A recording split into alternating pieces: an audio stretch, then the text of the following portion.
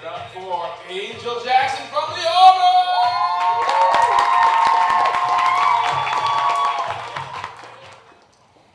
Online dating was not always this creepy, catfishy, life-ending experience that is known today, at least not for me.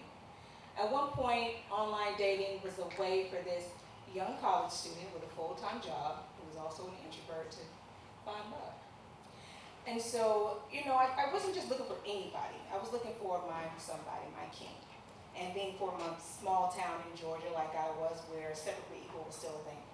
And my dad was one of those people whose philosophy was, if they can't use your comb, don't bring it home. That person had to look like me.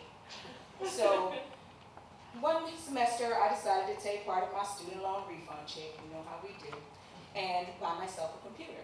This computer was a gateway. Y'all don't know anything about a gateway. But it came wrapped in a black and white box, looked like a cow, and with a free AOL online disk.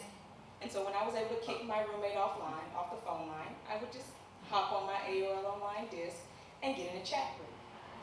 And so these chat rooms were not like what you see today. There was no profile, you didn't see any pictures, there's no video, you can't check people out, you're just talking to people.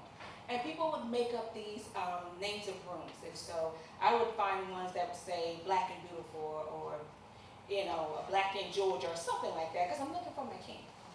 And so I go in this chat room and I meet Ranger Medic. So Ranger Medic, turns out, he was a soldier stationed in Egypt, and I got to know Ranger Medic pretty good.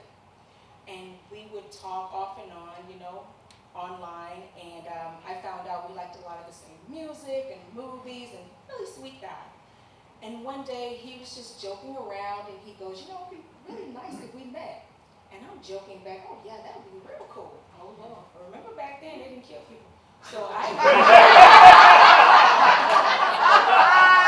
give Ranger Medic all my information. He's in Egypt, I'm in Georgia. I tell him where I am, right down to my apartment number. And so we keep talking, and that kind of goes away.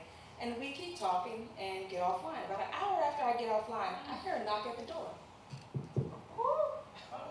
So I go to the door, and I open it, and there standing in front of me, about a few inches taller than me, with red hair and freckles, was an 18-year-old looking Opie Taylor from the Andy Griffith Show. And he said, "Hi, I'm Ranger Medic." And I opened the door a little bit wider because I'm looking for a Ranger Medic somewhere behind him, because I know this is not the guy I've been talking to for the past couple of months. But that was him. And so he had to know something was wrong, because I said, "Hey," like it was a question or something. I was confused. What did I just get myself into? But I didn't want to be rude. And I was a little intrigued. So I let him in. And before y'all ask, they weren't killing people back then. And I wasn't home alone. I was there with my roommate, and I could fight, so I let him in. And he turned out to be one of the sweetest guys I've ever met in my entire life. This was the first guy that ever looked me in my eyes and said, "You're the prettiest person I've ever seen in my life." He happened to be in Georgia because he got reassigned to Fort Benning, Georgia, and I was in Columbus. And we ended up staying together for about 3.5 years. I ended up joining the military right after that. I became an officer, and he was enlisted. So officers and enlisted can't have relationships, but we are still friends to this day. That chance meeting online turned out to be one of the closest friends that I have to this day.